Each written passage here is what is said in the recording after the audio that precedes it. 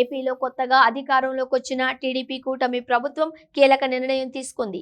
పెన్షన్ల పంపిణీ అంశంపై రాష్ట్ర ప్రభుత్వం కీలక ప్రకటన చేసింది. ఇంతకీ ప్రభుత్వం ఏ నిర్ణయం తీసుకుంది, ఎవరిపై ఎఫెక్ట్ ఉండబోతోంది వంటి అంశాలు ఇప్పుడు తెలుసుకుందాం. జూలై 1న చంద్రబాబు ప్రభుత్వం ఎంతో ప్రతిష్టాత్మకంగా గతంలో తన హయాంలో లేని విధంగా అందరికీ పెన్షన్లు పంపిణీ చేశారు. జగన్ సర్కార్ తీసుకొచ్చిన సచివాలయ ఉద్యోగులను ఉపయోగించుకొని పెన్షనర్లకు డబ్బులు పంపిణీ చేశారు. లబ్ధిదారులకు ఒకేసారి 7,000 పెన్షన్ ఇచ్చింది టీడీపీ ప్రభుత్వం. పెంచిన పెన్షన్ 4,000, దీనికి 3 నెలల ఏరియర్స్ కలుపుకొని మొత్తంగా 7,000 అందించింది.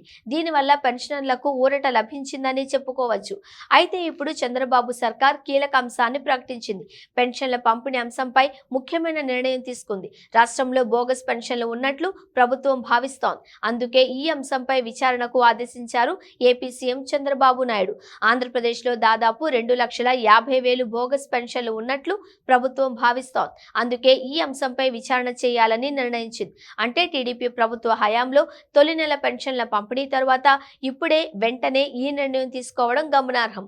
ఆధార్ కార్డులో వయసు మార్చుకొని కొంతమంది పెన్షన్ పొందుతున్నారని, వికలాంగులు కాకపోయినా వికలాంగుల పెన్షన్ పొందేవారని, ఒంటరి మహిళ కాకపోయినా పెన్షన్ తీసుకునేవారు కూడా ఉన్నారు అని ప్రభుత్వానికి ఫిర్యాదులు అందాయట.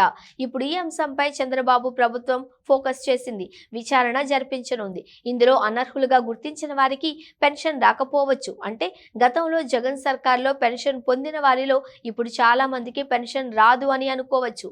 అంతేకాకుండా కొంతమంది ప్రభుత్వ ఉద్యోగులు కూడా పెన్షన్లు పొందుతూ అర్హులైన వారికి పెన్షన్ ఆపి ఇష్టానుసారంగా వ్యవహరించిన అధికారులపై కూడా ప్రభుత్వం చర్యలు తీసుకోనుందని తెలుస్తోంది. బాధ్యులైన అధికారులు చర్యలు ఎదుర్కోవాల్సి రావచ్చు. భారీగా మండల స్థాయి అధికారులను సస్పెండ్ చేసే అవకాశం ఉన్నట్లు తెలుస్తోంది.